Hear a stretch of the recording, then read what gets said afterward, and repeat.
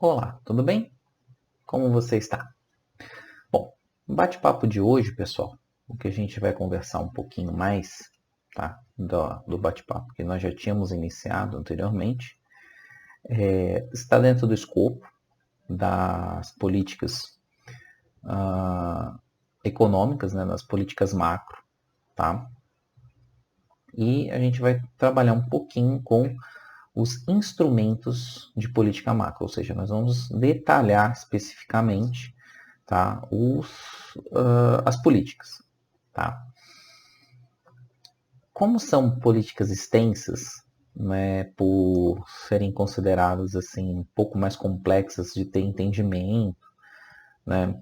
Então, como é que eu resolvi colocar para vocês, tá? De uma maneira que cada aula será uma política, tá? Então, na aula de hoje, né, no bate-papo de hoje, a gente vai trabalhar com política fiscal, tá? Então, nós vamos falar tudo relacionado à política fiscal, tá?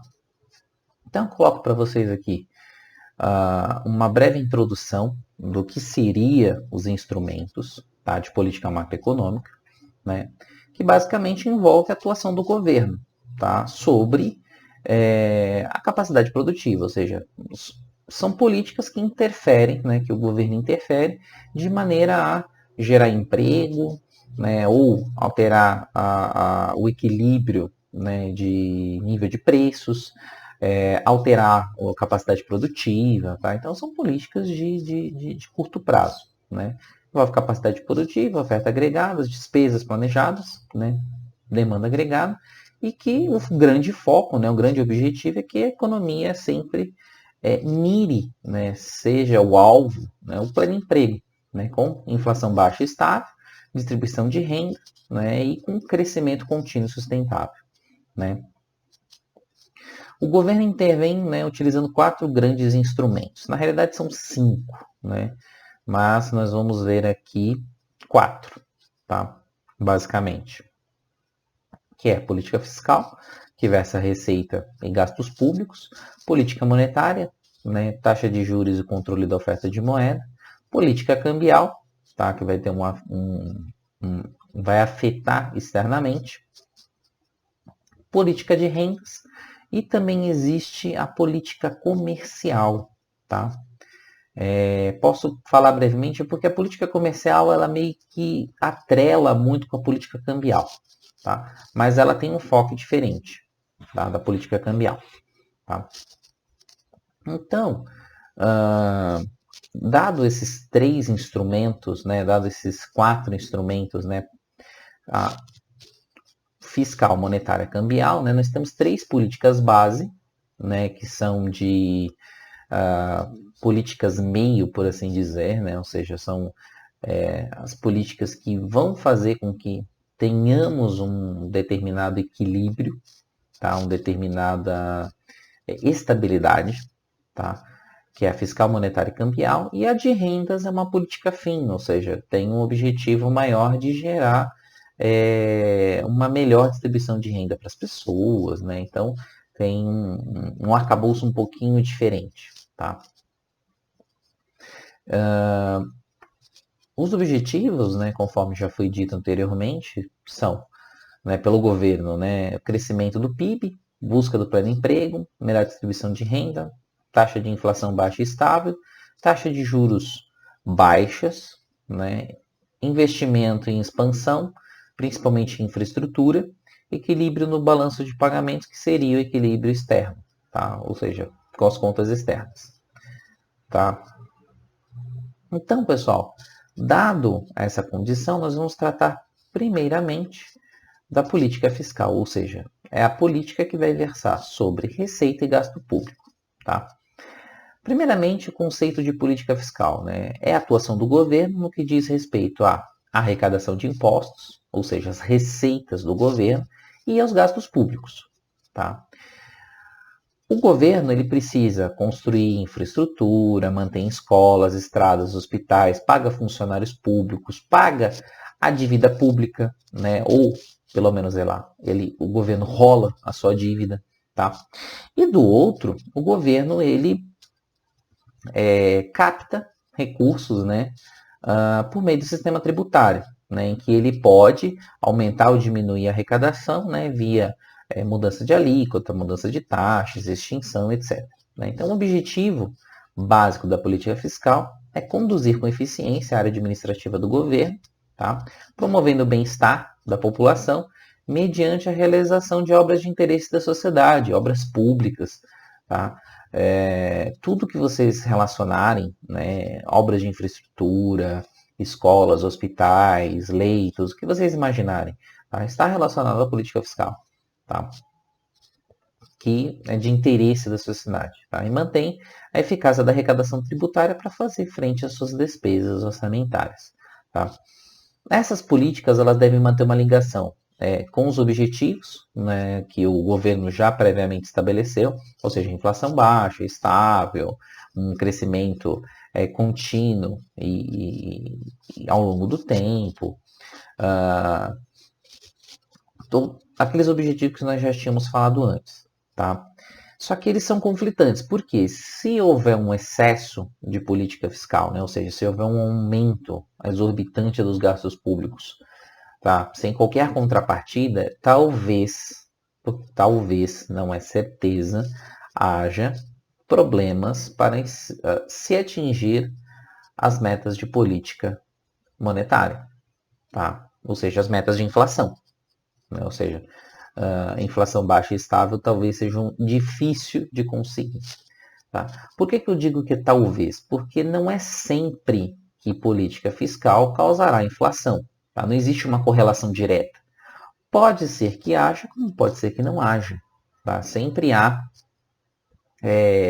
Tudo vai depender do cenário que está posto. Tá? Por que esse cenário é importante? Porque é muito fácil fazer ilações, né, chegarmos a conclusões, tá, em políticas macro e torná-las elas verdades absolutas o tempo inteiro. Tá? Então, aumento do gasto público vai gerar inflação. Não necessariamente. Depende da situação. Tá? O maior exemplo disso, que vai depender da situação, por exemplo, a política que o governo norte-americano fez, a maioria das economias do mundo fizeram, né, de aumentar o seu gasto público de maneira acelerada após a crise financeira internacional de 2008, e isso não teve impactos significativos no nível de inflação do planeta. Tá? Estados Unidos, Europa, Japão, alguns países asiáticos aumentaram o gasto público de maneira exorbitante. Tá? E isso não teve impacto inflacionário. Tá? Então, também não teve impacto no crescimento de maneira robusta. Então, é preciso entender que existem relações, sim, mas que dependem de outras variáveis, tá? De outras análises para tornar mais precisa qual seria a conclusão que tal política poderia fazer. Tá? Então, via de regra, né, política fiscal, dependendo do tipo de gasto, o governo pode obter resultados positivos. Né? Suponha que o governo queira gastar, por exemplo, investir maciçamente em obras de infraestrutura. No curto prazo, isso geraria uma inflação. Poderia gerar uma inflação, tá, de curto prazo, por causa de aumento de custos, né? Existe uma série de questões ligadas, porque isso demandaria muita mão de obra, isso demandaria recursos que talvez não estejam disponíveis de maneira instantânea na nossa economia, tá? Precisaria haver regiões específicas aonde teriam essas obras. Então, assim, você pode ter impactos locais e impactos de curto prazo, mas no longo prazo, se vocês pararem para pensar, obras de investimento, tá, principalmente em infraestrutura, tem impactos de ampliar a oferta. Se tem impacto de ampliar a oferta, ou seja, baratear custos, né, e ampliar a oferta de maneira geral, significa que a inflação que nós tenhamos no curto prazo, no longo prazo, ela vai deixar de existir, tá, naquele patamar e vai com certeza se retrair, porque você ampliou a capacidade produtiva, né? Você ampliou a capacidade de movimentação de cargas, pessoas, né, bens e serviços, você ampliou a capacidade energética, você ampliou, fez obras, né, de escolas públicas, universidades, hospitais. Então, assim, você ampliou a oferta. Então, no curto prazo, no curtíssimo prazo, pode ser que haja impactos inflacionários, tá? Mas no longo prazo, a tendência é que não há. Né? Ao contrário de, por exemplo, se o governo fizer uma política fiscal expansionista para aumentar, por exemplo, salários dos servidores públicos ou mesmo dos próprios deputados e senadores. Né? Isso pode ter um impacto orçamentário forte, tá? E que, de certa maneira, pode gerar também modificações, né, não só no orçamento, mas também no entendimento do que seria o objetivo da política, da política fiscal. Tá? Então, tem que ser analisado com parcimônia. Tá? No momento como estamos vivendo hoje, tá? 27 de maio de 2020, tá? Estamos no meio de uma pandemia mundial, graças a um vírus mortal. Aumento de receita, né? Aumento de gasto público. Poderá gerar inflação? Difícil. Primeiro porque a inflação não viria pelo lado da demanda. Né? A demanda ela se encontra extremamente retraída. Né? O consumo das famílias se reduziu bastante. Basta saber fazer a seguinte pergunta. Vocês se arriscariam a se comprometer com dívidas de mais longo prazo, tá? Eu digo 36, 48, 60 meses na compra de bens industriais, bens duráveis, tá? Carro, moto, apartamentos. Né? Vocês se arriscariam a fazer esse tipo de compra na atual conjuntura? Dificilmente, né? Porque o que era antes uma exceção agora virou regra. Né? Ou seja, existe uma incerteza muito grande em torno da economia brasileira. Dito isto, até as compras corriqueiras que nós fazemos está sendo repensado. Né? Antes nós comprávamos roupa, comprávamos bens fúteis, etc. e tal. Tá? Íamos passear e hoje não temos mais isso. Né? Hoje nós não vamos mais ao shopping para fazer passeios, para comer, nos alimentar. Nós não vamos mais ao cinema. Atividades ao ar livre está um pouco coibida. Né? Atividades como ir teatro, cinemas, não podemos ir. Então, dentro desse cenário de incerteza, dentro desse cenário extremamente adverso, a demanda ela se reduz. Tá? Já começou a sair os primeiros números, tá, na data presente, né, de que houve um aumento muito grande, né, mais de 1 milhão de postos de trabalho foram destruídos. Né. Isso tem um impacto enorme na economia brasileira, tem um impacto tanto do ponto de vista produtivo quanto do ponto de vista de demanda, tá? Porque são 1 milhão e 100 mil funcionários que deixam de receber seus salários e que deixam de exercer a demanda agregada. Tá? Então isso vai ter um impacto muito forte no PIB. Né? Se você analisar o PIB, pegar aí algumas aulas, um bate-papo atrás, né? Eu mostrei a ótica do PIB pela demanda. Né? Consumo, investimento, gasto do governo, exportações líquidas. O consumo corresponde a mais de 2/3, né? Quase 3/4 do PIB. Se esse número é fortemente impactado, com certeza o PIB vai ser fortemente impactado. Tá? Então, é preciso ver com parcimônia. Então, o governo vai fazer uma política de gasto público, né, vai precisar se financiar. Aqui a gente vai discutir algumas coisas relacionadas a isso. Tá? A gente vai discutir algumas ideias para que vocês tenham um pouco de noção que existe sempre dois lados, né, em economia. Nunca existe um lado 100% correto, tá? Porque vai depender muito do cenário que se encontra, a economia que se encontra, o que se está analisando. Tá? Então, pessoal, Primeiro ponto importante, né? Vamos pontuar algumas coisinhas aqui. Primeiro, o gasto do governo, né? O que seria esses gastos, tá? É que são as despesas correntes, né, e de investimento que o governo realiza, tá? Elas são, essas despesas, né, correntes, elas têm 4 itens específicos, né? Consumo do governo, geralmente para pagar despesas com funcionários, tá? Energia elétrica, materiais, insumos básicos e mão de obra, tá?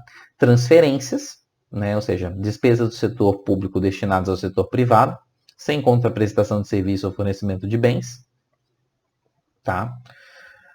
Assistência de previdência social, por exemplo, se enquadra nisso, ou seja, o governo dá dinheiro sem qualquer contrapartida.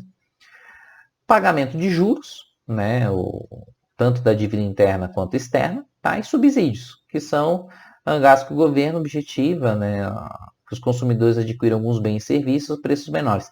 Entendam, pessoal, subsídio não é considerado uma redução de impostos, e sim uma perda de uma despesa, né, não uma perda de arrecadação. Tá? Então ela entra nesse rol aqui de gastos públicos, né? Gastos do governo. Tá? Esses 4 itens, né? Aqui eu elenquei algumas coisas interessantes para vocês verem como é que tá os últimos anos. Tá? Juros da dívida interna e externa. Né? Nos últimos anos tem ficado ao redor de 180 bilhões por ano, mais ou menos. Né? Com a queda da taxa de juros em períodos recentes, isso daqui, esse valor tende a diminuir. Mesmo que o montante da dívida cresça, dada a redução da taxa de juros, né, a despesa que eu vou ter com juros da dívida, tá, que a gente chama de o déficit nominal, né, que conta a despesa com dívida, tá, isso aqui pode se tornar ou equilibrado, até mesmo se reduzir. Tá? Despesa com pessoal em cargos, né, são crescentes, atualmente supera a casa dos 165 bilhões de reais. Tá? Mas tem se estabilizado. Tá? Isso aqui tem estabilizado 165, 170, 180 bilhões e se estabilizou. Né? O número de concursos reduziu drasticamente, tá? O número de contratações. E o Brasil ainda é um país que tem, em relação à sua população, né, um baixo nível de funcionários públicos para cada 1 milhão de habitantes, por exemplo. É assim que se faz a conta. Tá? Estados Unidos, para vocês terem ideia, tem 3, 4 vezes mais o número de funcionários públicos que no Brasil. Tá? É que a diferença, existe uma grande diferença. Lá, por exemplo, nos Estados Unidos, né, dado o seu tamanho de sua economia, um PIB extremamente elevado, 20 trilhões de dólares, tá? A economia brasileira é de 1 trilhão, é 1/20 da economia norte-americana, o potencial da nossa economia. É totalmente diferente. Tá? E mesmo que haja diferenças, né, salariais entre setor público e privado, lá as diferenças são muito menores, tá? E o salário, por assim dizer, é um salário que condiz com a realidade norte-americana. Né? Você não pode pegar um funcionário público norte-americano e dizer que o cara passa fome, e nem que o cara é um rei. Né? Diferente do Brasil, que o funcionário público, alguns ganham muito, outros ganham muito pouco. Tá? Se vocês forem pegar, por exemplo, né, acho que o exemplo mais prático dessa visão que nós temos deturpada do funcionalismo público é a seguinte: quanto que ganha um professor de escola pública? Tá? É essa pergunta que a gente tem que se fazer. Porque se a principal profissão que forma todas as outras profissões ganha mal, tem alguma coisa errada. Tá? E ganha mal mesmo. Tá? É comum você ver municípios pagando ainda abaixo do piso nacional. Tá? Então o valor ainda é muito irrisório. Né? Se vocês pegarem, por exemplo, aqui para o município de Maringá, se não me engano, com tudo, é R$ 1.200 de salário mais benefícios. Para um professor 20 horas. Tá? Para cuidar das crianças, para cuidar dos futuros cidadãos. E aí eu pergunto, é um salário justo? Fica aqui a pergunta, tá? Não cabe a mim responder esse tipo de coisa na atual conjuntura. Mas que também existem algumas discrepâncias, tá? né? Seja no poder judiciário, seja no poder executivo, seja no poder legislativo, né? Então, assim, há excessos em alguns pontos e há carências em outros, tá?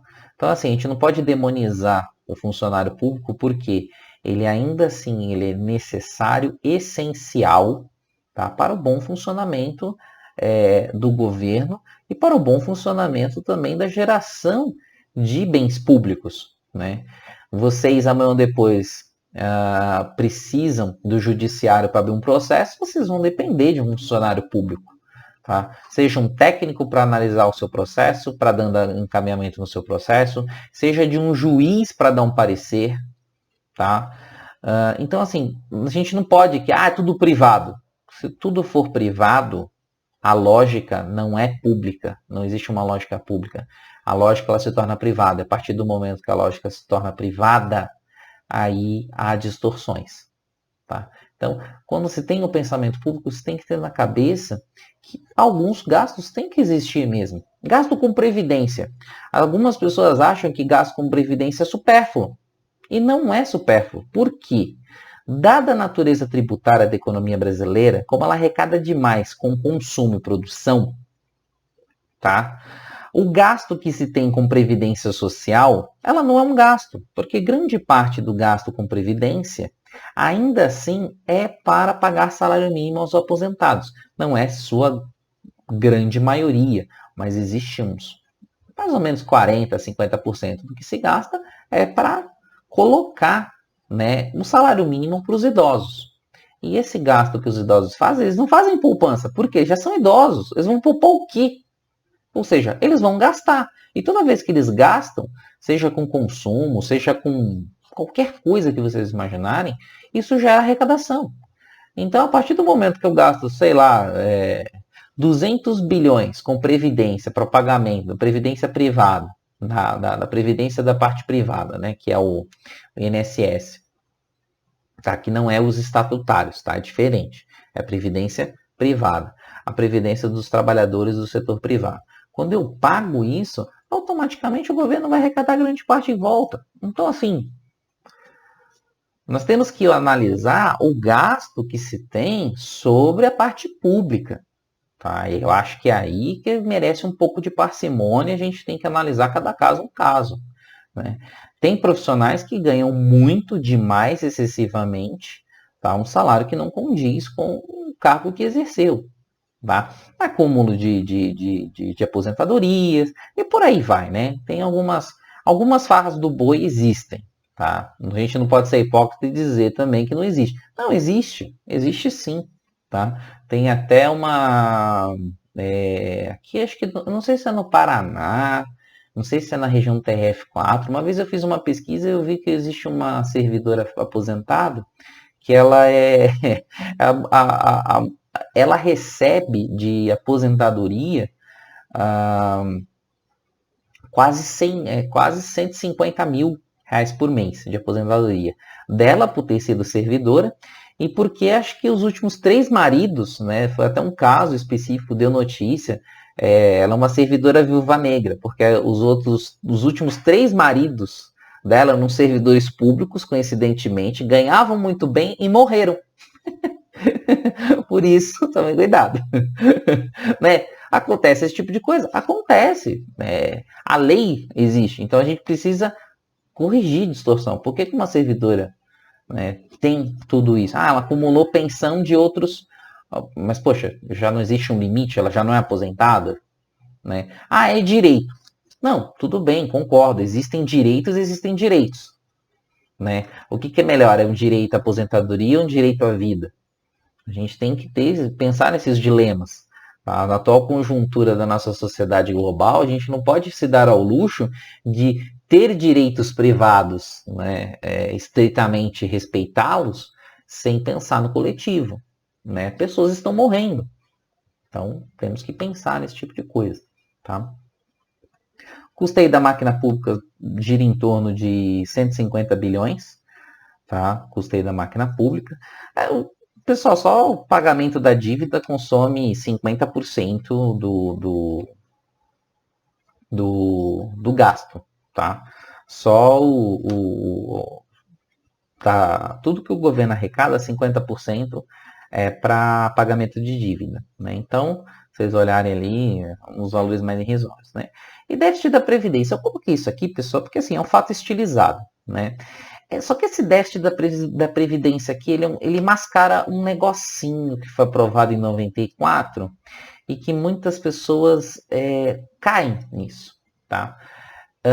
Tem uma economista chamada Denise Gentil, Denise Lombato Gentil, ela é pesquisadora da UFRJ, gente boa demais, tá? E ela fez uma tese sobre a Previdência Social, tá? E ela diz, né, categoricamente, mostrando conta, por incrível que pareça, eu vi a tese dela, abri as contas da Previdência e vi que a Previdência nunca foi deficitária, tá? Ela nunca teve déficit da Previdência. Esse déficit ele é criado. Tá? Existe uma manobra contábil, tá? Uma lei aprovada, se eu não me engano, em 1994 para 95, chamada DRU, Desvinculação das Receitas da União. Tá? O que essa leizinha canalha ela faz? Ela faz com que receitas que sejam vinculadas a despesas específicas, como por exemplo, tá? PIS, PASEP, CSLL, né, Contribuição Social sobre Lucro Líquido, algumas dessas receitas elas sejam desvinculadas, ou seja, o governo, né, desvincula parte dessas receitas para usar conforme quiser. Por quê? Com a Constituição de 1988, grande parte das receitas já estavam vinculadas a determinados gastos. Não existia uma separação. Ou seja, o governo, por mais incrível que pareça, tá, o governo é aquela entidade gorda que fica sentada na sua poltrona de marfim e ouro, tá? Que recolhe os impostos, né, e gasta com aquilo que quer. Não, existe uma certa obrigatoriedade de gastos, tá? Ou seja, tudo que ele arrecada, parte disso, 80% já está vinculada, ou seja, a gente chama isso de dinheiro carimbado. Eu não posso pegar um dinheiro de um imposto X e gastar, que é para a saúde, e gastar com educação. Isso não existe. Não posso fazer isso. Eu tenho que obrigatoriamente destinar esse dinheiro para gasto com educação.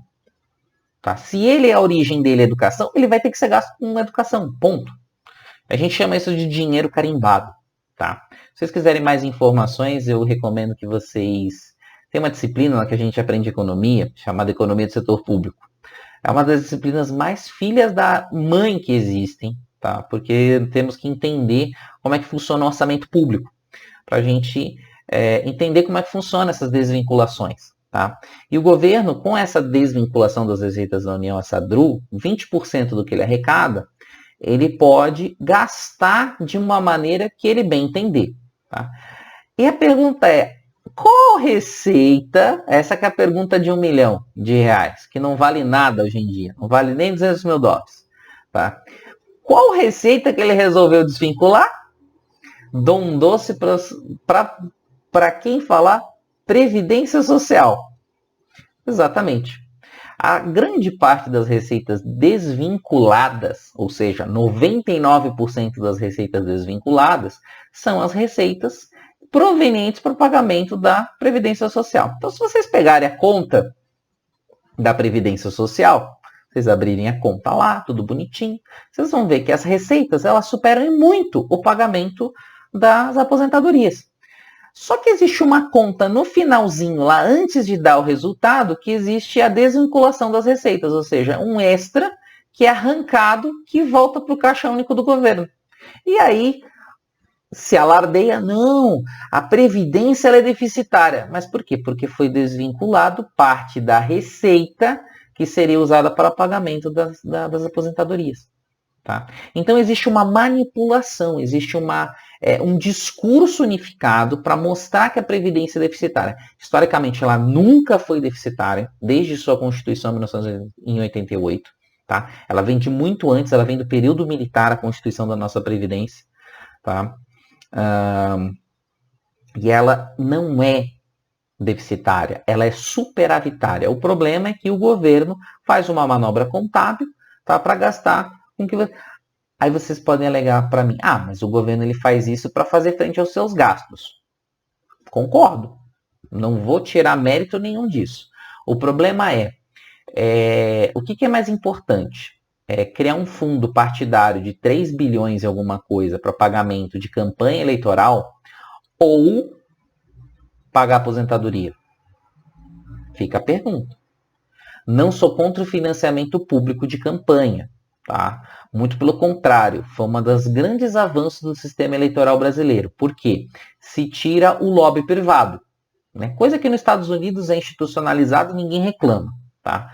Não estou querendo dizer que eu sou contra o patrocínio privado, o patrocínio público. Muito pelo contrário, o patrocínio público eu acho que ele é muito mais sensato e muito mais isonômico para todos os candidatos. Ou seja, você joga todo mundo na vala comum ali e vai falar, o máximo que você pode gastar é X. Acabou. Né? Você não vai ter grandes empresários financiando. Tá? O problema 3 bilhões por eleição é um pouquinho demais.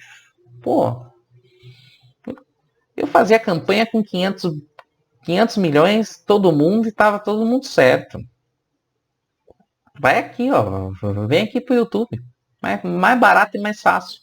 Tranquilo. Entende? Acho mais rápido e mais lógico do que 3,6 bilhões. Chegou a 4 bilhões, teve projeto para aprovar 4 bilhões de fundo eleitoral. Então, são essas coisas que a gente pode, né, conversar e discutir para mostrar que existem alguns agastos e agastos. Tá? Basicamente, pessoal, quando se soma, né, juros, pessoal, custeio, dá em torno de 540 bilhões. Tá? Essa conta é um pouquinho mais, tá? Porque só juros, só conta de juros, se vocês forem abrir as contas do Tesouro Nacional, que é uma das consideradas um dos piores sites que tem, estava até conversando com um amigo meu sobre isso, ele é especialista em política fiscal. Tá? Ele disse que depois que o Temer assumiu, o site do Tesouro Nacional ficou a pior porcaria que existe. Antes existia transparência, ou seja, era fácil obter dados relacionados aos gastos governamentais. Havia uma preocupação muito grande com transparência. Tá? A partir do governo Temer, houve uma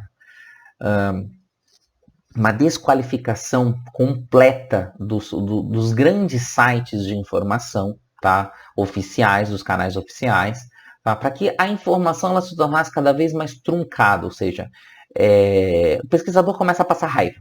Tá? Então, mais ou menos é isso. Então, assim, se vocês quiserem se arriscar, recomendo o site do Tesouro Nacional, mas assim, boa sorte, tá? Porque isso aqui é uma porcaria, tá? Ver como que o governo gasta. Que não deveria ser, mas tudo bem.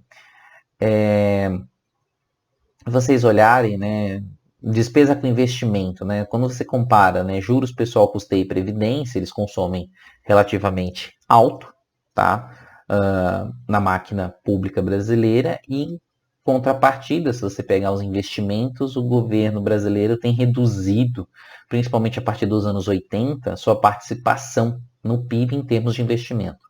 Né? Ou seja, nós não conseguimos nem pagar a depreciação de capital, para vocês terem uma ideia. Seja, nós todos os anos destruímos capital. Tá? Tem uma conta interessante, né, que, por exemplo, assim, despesas correntes, né, situavam em torno de 20% do PIB na década de 70. Passou para uma média de 30% entre os anos de 2000 e 2009. Tá? Enquanto que as despesas com investimento, que eram de 3% do PIB, caíram para apenas 0,5% do PIB. Né? Então, isso mostra por que o Brasil parou de crescer. Então, na década de 70, se gastava-se muito do PIB com investimentos. Tá? Ou seja, o Brasil que era errado estava certo, e o Brasil hoje que está certo é errado. É isso? Acho que é. Né? Ou seja, o governo brasileiro precisa fazer frente novamente aos seus investimentos. Tá?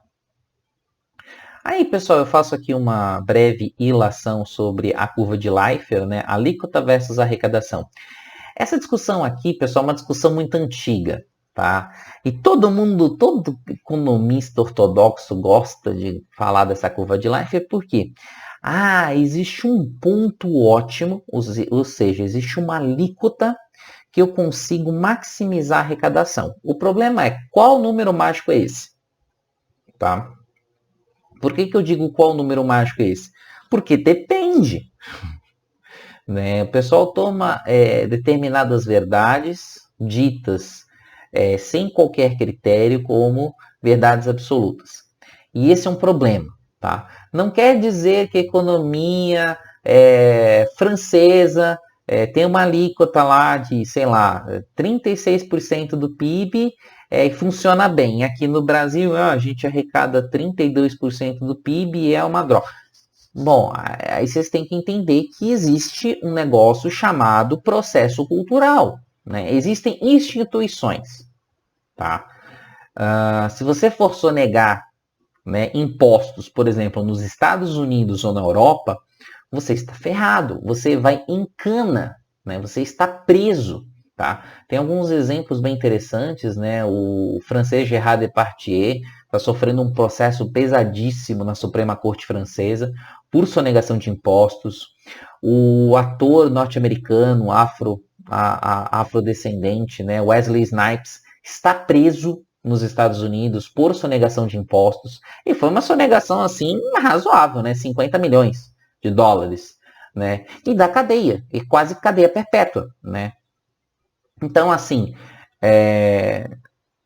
entenda, existem todo um arcabouço institucional que pode coibir ou pode permitir, né, determinadas condições em relação à alíquota e arrecadação, tá? Que vai interferir nesse negócio chamado curva de Laffer. Tá? Qual que é a ideia que se vende ultimamente? Que o Brasil tem exagerado demais, muito, né, no seu imposto, porque cobra muito das pessoas. Tá? Ou seja, esse Arthur Laffer aqui, ele chegou a uma conta, né? Ele diz o seguinte, olha, se eu arrecadar nada de imposto, né, se eu botar uma alíquota de imposto zero, né, o governo não arrecada nada. Toda vez que eu aumento a arrecadação. Só que a partir de determinado ponto, quando eu passo esse ponto, a arrecadação diminui, porque existe evasão fiscal, né, existem diversos elementos, né, que eu consiga diminuir o poder de arrecadação do Estado. O problema essa curva de Laffer, ela funciona para todas as sociedades? Não sei. Por que eu diria que eu não sei? Porque tem sociedades no planeta, tá, que tem uma carga tributária extremamente pesada, tá? E aqui leia-se, 60% do PIB é tributos. Tá bom? E que a arrecadação ainda assim é considerada uma das melhores do planeta. O índice de sonegação é extremamente baixo, tá? Ou seja, então nós temos que pensar o seguinte: seria a arrecadação um problema? A porcentagem? Ou seria o problema estaria relacionado aonde o governo gasta? Né? Porque aí muda a figura. Né? As pessoas dizem, o governo tributa demais. Olha, sinceramente, vou ser sincero, tá? Eu gostaria muito de poder pagar uma alíquota de imposto igual da Noruega. Seria fantástico, tá? Entende? Se vocês chegarem assim, né? A alíquota de imposto de renda na Noruega chega na casa dos 50%. Vocês vão falar assim para mim, pô, professor, 50% do que eu ganho é tributado? Que roubo! Não, não é um roubo. Muito pelo contrário. Para mim, não teria problema nenhum em pagar. Mesmo porque, para eu pagar 50% de imposto na Noruega, tá, dos países escandinavos, eu tenho que ter uma renda tão absurda, tão incrível, tá? Uma coisa mais ou menos assim, acima de 50 milhões de dólares. Gente, 50 milhões de dólares. A gente tá falando do 1% mesmo. Sabe aquele 0,1% mais ricos? Só essa galera que paga essa alíquota. E eu duvido muito que o cara tá preocupado em pagar uma alíquota de imposto de renda desse nível. Tá? Mesmo porque na Noruega tudo, o acesso é universal, ou seja, você tem acesso a tudo. Então, assim, né, o que existe é uma falácia do discurso, né, em termos de gasto, né? O Brasil cobra muitos impostos. Cobra de quem? E é aqui que fica a questão. Tá? O governo brasileiro, o sistema tributário brasileiro, todo ele, né, 2/3 dele é voltado para arrecadação sobre consumo e sobre produção. Sendo que os outros 1/3, ou seja, 33%, fica em relação ao resto. Só para vocês terem ideia, o Brasil é um dos países da América Latina que menos arrecada com renda. Sendo que, via de regra, a maioria dos países desenvolvidos e a maioria dos países da OCDE, grande parte da arrecadação vem do imposto de renda. Tá? Então, quando venderem o discurso, né, de que o Brasil arrecada, cobra muito impostos, você tem que falar, realmente, cobra do pobre. Porque quem paga imposto nesse país não é rico. Rico não paga imposto nesse país. Rico, muito pelo contrário, ou ele é isento ou ele só nega. Existem as diversas formas. Tá? E quem paga realmente é o cara que ganha salário mínimo, é o cara que está fazendo bico. Esse cara que paga imposto. Por quê? Tudo que ele consome, tudo que ele produz, ele vai pagar. Tá? Só para vocês terem uma ideia, pessoal, acima de 5 mil reais, 4.900 e alguma coisa, você já está pagando alíquota teto. E eu vou te ser sincero, o cara que ganha 5 mil reais é rico? Né? A gente tem que pensar nessas coisas, nesses absurdos. Pô, ganhei 5 mil reais de salário, já estou pagando alíquota teto, ou seja, seu Silvio Santos, seu Luciano Hang, seu Luciano Huck, né? A maioria dos políticos vão pagar o mesmo alíquota de imposto de renda que o cara que ganha 5 mil reais. Tem cabimento uma coisa dessa? Não, não tem. É discrepância do sistema tributário brasileiro. Sei lá, deve fazer o quê? A última... Tem os auditores fiscais da Receita Federal falam que já faz acho que uns 15 ou 20 anos que as alíquotas, né, as faixas de imposto de renda não são corrigidas pela inflação. Para vocês terem ideia, para corrigir isso, eu teria que subir as faixas em quase 100%. Ou seja, o cara que paga hoje 27,5%, ele não teria que ganhar, ele não teria que pagar com 4.700, 4.800 reais por mês. Ele teria que pagar com mais de 8 mil reais, 8.500, quase 9 mil reais. Uns 7 mil, 8 mil reais, vamos arredondar, 8 mil reais. Tem um estudo dos auditores da Receita Federal. Se fosse corrigida pela inflação. Só que ela não é. Então, cada vez mais se tributa quem? A parte de baixo. Se tributa. Na realidade, é a classe média, né? A grande faixa de tributação é a classe média, ou seja, a curva de Laffer ela não opera para quem é rico. Ela é muito boa para, se vocês pegarem, né, fazer uma analogia, em vez de vocês botarem a alíquota aqui, né, não a arrecadação, e sim, em vez desse T aqui ser alíquota, tá, no material de vocês, você coloca ali, faixa da sociedade. Tá? Vocês vão ver que quem cobra, quem paga, é a classe média, não é o rico. Ele tem mais ou menos o mesmo formato. Tá? Porque grande parte da classe média que paga esses impostos. Não são os ricos são isentos. Tá? Somente 2 países no planeta não pagam impostos sobre lucros e dividendos. Eram 6 antes da crise financeira de 2008. 4 voltaram atrás e começaram a cobrar. Tá? Só 2 permaneceram não cobrando. São eles, Brasil e Estônia. Tá? Até mesmo os Estados Unidos cobra imposto sobre lucros e dividendos. E a alíquota do imposto de renda é extremamente mais agressiva e mais progressiva. Tá? Ou seja, os Estados Unidos é comunista e o Brasil é capitalista. Tá? Essa é a grande conclusão que eu tiro analisando friamente o sistema tributário. Pois bem, eu falo aqui de um negócio chamado efeito Oliveira-Tanz. É um negócio que durante a período hiperinflacionário, 2 economistas, né, mostraram que quando se tem inflação acelerada, principalmente dos anos 80 e início dos anos 90, tá? Grande parte do... Havia um prejuízo muito grande às finanças públicas graças a esse efeito. Por quê? O imposto ele é feito por um fato gerador. Tá? O imposto ele é reconhecido como o quê? Como algo, qualquer atividade econômica que você faça, qualquer ato econômico que você faça, vai gerar um imposto. Tá? É assim que funciona. E existe uma diferença entre o fato gerador e a arrecadação de fato. O que acontece? Quando o governo faz o fato gerador, ou seja, quando você faz um ato econômico, consumo, produção, renda, qualquer coisa que vocês imaginarem, tá? Ele é tributado naquele momento. Só que se existe uma alta inflação, ele vai arrecadar num período completamente diferente.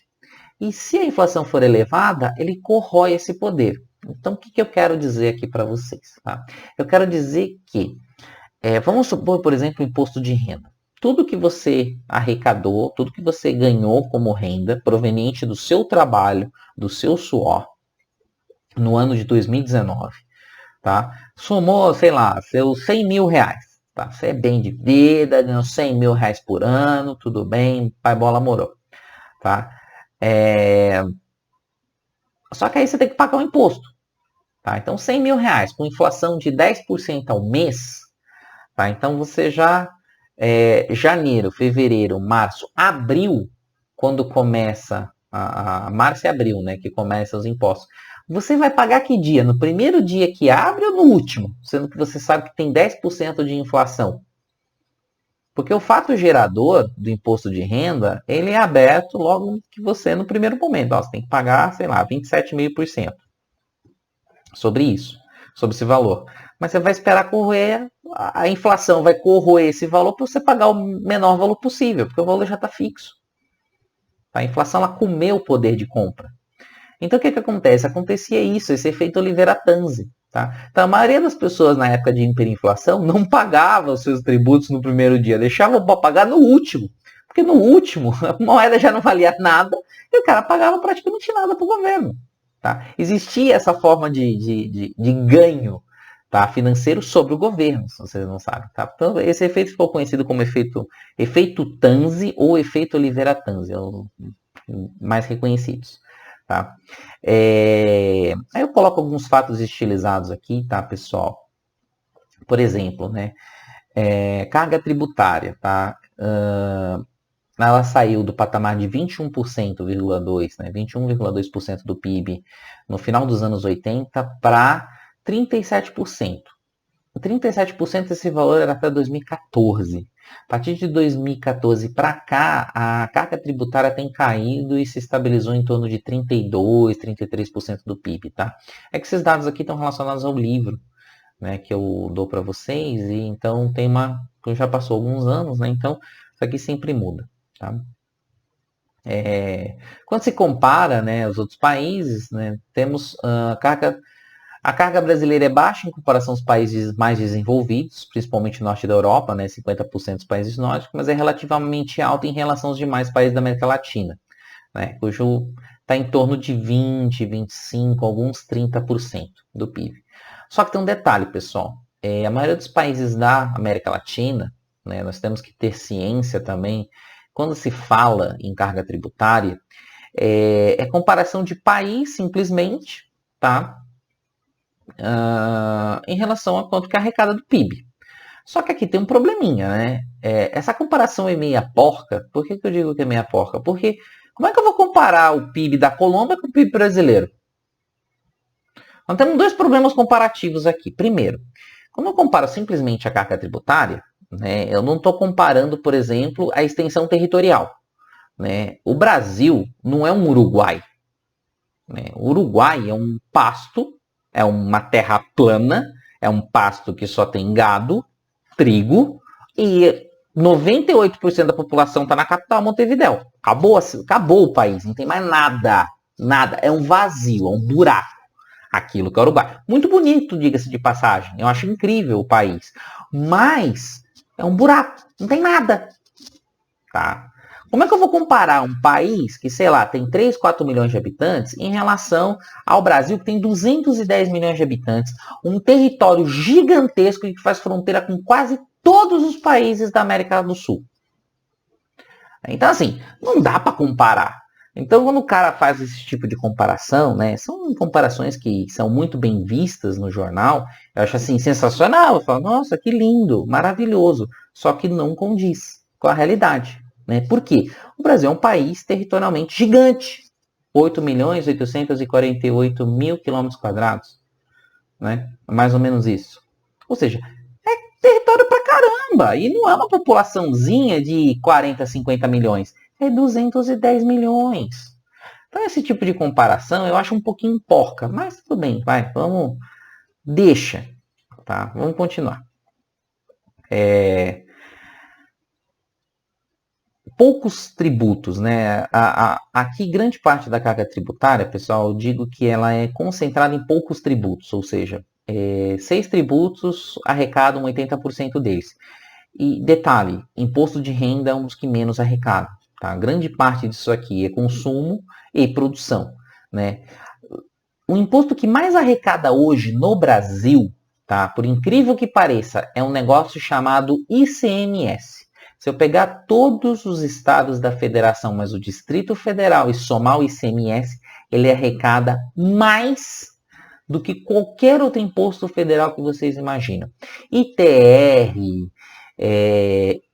PIS, COFINS, CSLL, Imposto de Renda Pessoa Física e Jurídica, o que vocês imaginarem. Tá? O ICMS é o imposto que mais arrecada no Brasil. Tá? E não é federal, é estadual. Tá? Só fiquem com essa coisa na consciência. A incidência de tributos ela é mais acentuada, né, bens e serviços, do que sobre renda e patrimônio, ao contrário dos países mais ricos. Né? E nossa estrutura tributária é formada por impostos em cascata. É o exemplo que eu falei do ICMS. Toda vez que eu pego um bem, né, ou um insumo, e eu faço com que ele mude de um estado para o outro, e eu trabalho sobre isso, eu vou pagando ICMS sobre esses valores. Isso são chamados impostos em cascata. Era muito comum a gente perceber isso no imposto sobre o cheque. Né? Alguns anos atrás nós tínhamos o imposto sobre o cheque. Né? Contribuição CPMF, contribuição provisória que se tornou permanente depois foi revogado, né, para a saúde, lá, para movimentação financeira, né, parecido com o IOF, né, mas era imposto sobre o cheque. Se eu movimentava um dinheiro, eu tinha que pagar um imposto lá, tá? Isso é imposto em cascata, porque eu vou pagar várias vezes esse imposto para um determinado produto, ao contrário dos países desenvolvidos que adotam o IVA, né, Imposto sobre Valor Agregado, ou seja, eu agreguei valor a um determinado bem, melhorei ele, eu vou pagar o imposto sobre a diferença do custo, né, que eu paguei para obter esse insumo com o valor que eu estou revendendo, né, que eu estou vendendo esse bem que eu transformei, que eu agreguei valor. Tá? No mundo inteiro é assim. Só no Brasil que não é. Tá? Aí tem alguns conceitos, pessoal. Déficit público. Existem 2 conceitos. Déficit primário e déficit nominal. Isso aqui é importante para a gente entender as necessidades de financiamento. Tá? Esse déficit está associado à necessidade de financiamento do setor público, ou seja, quanto que ele precisa se financiar? É 2% do PIB, 3% do PIB. Né? Ou seja, isso vai mostrar se a dívida pública ela é explosiva ou não. E existem esses 2 conceitos. O déficit primário, né, que ele considera apenas os excessos de gastos não financeiros sobre as receitas não financeiras. Ou seja, não se consideram nas despesas nem o pagamento de juros, nem as correções monetárias, nem as cambiais. Tá? Ele é utilizado, pessoal, para aquele tripé macroeconômico, né? Superávit primário, caixa de câmbio flutuante e regime de metas de inflação. Esse é o tripé macroeconômico. O pessoal brinca e alardeia por aí. Tá? E aqui é o problema que o Brasil, né, embora teve períodos de superávit primário, desde 99, ano 2000, buscou-se esse superávit primário, ou seja, ele está gastando menos do que está arrecadando. Isso é bom. Só que a conta é parcial, porque esse primário ele desconsidera a despesa com juros. E quando você vai fazer a conta com juros, aí você tem um resultado nominal. E esse sim é o problema. Porque quando você pega o conceito nominal, aí é que inclui o pagamento de juros e variações de correções monetárias e câmbio, tá? E aqui é que está o problema. Porque o conceito nominal, né, quando se pega o conceito nominal, o Brasil sempre foi deficitário no conceito nominal. Porque a dívida pública brasileira, grande parte dela é indexada ao principal instrumento da política monetária, que é a taxa Selic. Tá? As letras financeiras do Tesouro Nacional, chamada LFT, elas são indexadas à Selic. Então, toda vez que o governo faz uma política monetária restritiva, ele automaticamente aumenta o gasto público, porque eu preciso aumentar, pagar mais os títulos públicos, porque ele é indexado ao principal instrumento de política monetária. Idiosincrasia brasileira, tá, pessoal? É coisa lá Brasil, tá? Só tem aqui. Lá fora não tem isso, tá? Então, eu coloco alguns fatos estilizados, né? O Brasil reduziu muito o seu endividamento público com o governo Lula. Tá? Por incrível que pareça, o governo Lula diminuiu muito o endividamento público. Nós entramos numa trajetória descendente a partir do ano de 2004, 2005. Nós chegamos a ter aí próximo de 39%, 40% do PIB de dívida líquida do setor público. Tá? Uma das menores alíquotas desde da série inicial, que remonta aos anos 90. Tá? E de lá para cá ela tem subido alguns anos, né, principalmente a partir de 2014, mas não devido ao aumento do gasto público, e sim a uma redução da arrecadação. Né? Nós economistas mais heterodoxos costumamos brincar que a grande cagada do governo Dilma, por assim dizer, foi que ela mexeu na estrutura tributária errada. Por quê? Ela deu subsídio e incentivo fiscal para todo mundo e esqueceu que ela tinha um país de 210 milhões de pessoas para governar. Entende? Então, isso fez com que houvesse toda aquela crise, né? O governo ele não tivesse frente para fazer seus gastos, gerou uma crise institucional, gerou o processo de impedimento dela. Por quê? Porque ela acabou com a capacidade do Estado de arrecadação e não fez as reformas necessárias. Ela não fez uma reforma do sistema tributário para fazer um sistema tributário mais progressivo e não tão regressivo. Né? Só para vocês terem ideia, sistema tributários regressivos são aqueles que incidem, tem muita incidência de impostos em cascata e tributam demais consumo e produção. Impostos progressivos são aqueles que, quanto mais renda e patrimônio eu tenho, mais eu pago. Né? Coisa que o Brasil não é assim. Né? Quanto mais renda e patrimônio eu tenho, menos eu pago. Tá? Se vocês pegarem pesquisas, saiu diversas pesquisas a partir de 2010, 2011, por causa daquela lei da transparência.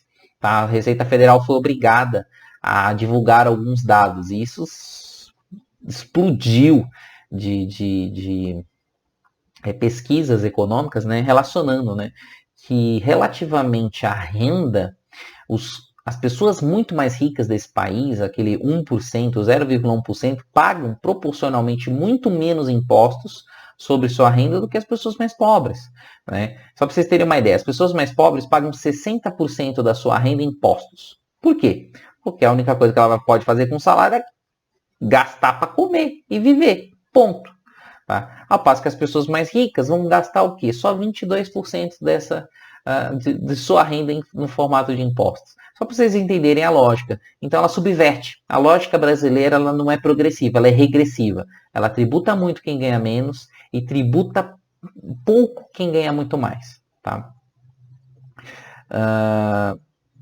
E financiamento do déficit. Né? Existem duas formas de se financiar o déficit público. Tá? O governo emite moeda, basicamente o governo paga com moeda corrente, ou que é o que o governo faz. Tá? O governo faz isso. O governo paga sua dívida pública com emissão monetária. Mas se ela parar aí, ou seja, se ela simplesmente, né, o governo, né, o Tesouro Nacional junto com o Banco Central, parar aí o processo, né, nós estaremos incorrendo um processo de inflação, porque você aumenta a base monetária, as pessoas começam a perceber isso, e isso faz com que haja uma percepção de inflação. Mas o governo não para aí. O governo, via Banco Central, né, lança títulos públicos para fazer o que a gente chama de operação de esterilização. Ou seja, aquela moeda que o governo emitiu para pagar sua dívida, o governo vai lá e extrai essa moeda de volta fazendo o quê? Ofertando títulos públicos. Tá? Gente, isso é um processo diário. O governo faz isso diariamente. Ele paga, faz as suas obrigações financeiras que estão no arcabouço da LRF, da Lei de Responsabilidade Fiscal, a lei 2000, a lei 101 do ano de 2000, tá? Lei complementar, que versa sobre orçamento público. Então existe a Lei de Diretrizes Orçamentárias, LDO, tem a LOA, Lei Orçamentária Anual, tá? Tudo isso é programado, feitinho, tal. E o governo vai lá e tem que fazer frente. O que o governo faz? O governo simplesmente pega a moeda, emite, paga a sua dívida e acabou, tá? Só que aí ele viu assim, poxa, aumentei minha base monetária, não posso, tenho que reduzir minha base monetária. Ah, já sei, vou arrancar dinheiro das pessoas. Então eu vou e emito papel, um papelzinho bonitinho chamado dívida pública, tá? Que as pessoas vão e compram esses papéis. As pessoas pagam esses papéis, tá? Então, as pessoas dão dinheiro, ou seja, reduz-se a base monetária em troca de uma remuneração futura. É assim que os governos do planeta inteiro controlam seu déficit público, né? Se financiam, tá? E mantêm um controle sobre sua base. A diferença é qual o horizonte de maturação dessa dívida e quanto que está a taxa de remuneração dessa dívida. Esses são elementos importantes que pouquíssimas pessoas discutem. Tá? Com a recente queda da taxa de juros, o rolamento dessa dívida se tornou muito mais fácil, porque as taxas de juros hoje no Brasil são muito menores. Tá? Então, o endividamento, eu posso emitir papel com taxas de juros muito mais baixas do que alguns anos atrás. Se vocês imaginarem, que em 2011 e 2012, o governo federal emitia a LFT, Tesouro Nacional, né, não governo, tinha ver Tesouro, né? Tesouro Nacional emitia LFT a 14,25% ao ano, mais um prêmio de risco. Gente, dava mais ou menos, só para vocês terem ideia, 18% ao ano. Aí eu pergunto para vocês, quem que ia arriscar investir dinheiro no setor produtivo? Ninguém! Porque um negócio que dá 18% ao ano sem fazer força é quase 2% ao mês. Tá? Sem fazer força. Pagava mais que poupança. Pra vocês terem ideia. E detalhe, sabe qual que é o risco de você quebrar? Zero. O risco de você tomar um calote é zero. Tá? Por quê? Porque o governo vai deixar de pagar saúde, educação e previdência para pagar a dívida. Tá? Constitucionalmente falando, essa é a obrigação. Tá? Primeiro, os credores. Depois, dívida trabalhista, tá? Está na lei constitucional. Então, o governo sabe qual que é o risco de você comprar um título dele? Zero, virtualmente zero. Tá? Então, tem essas considerações. Tá? E os efeitos, né? É meio óbvio, né, que de tudo que eu falei aqui, ou seja, toda vez que o governo aumenta seu gasto, seja ampliando seus investimentos, seja dando dinheiro sem qualquer contrapartida, como por exemplo a Previdência Social, os programas de auxílio social, isso faz com que haja um aumento da renda disponível e haja um aumento do produto de maneira indireta. Tá? Então, aumentos, né, de uma expansão no gasto fiscal gera efeitos sobre o nível de demanda da economia, tá? E que também podem gerar efeitos sobre a moeda. Podem, não é sempre que ocorre isso. Tá? Tudo vai depender da situação. Se a economia estiver quase no seu pleno emprego, pode ser que haja inflação.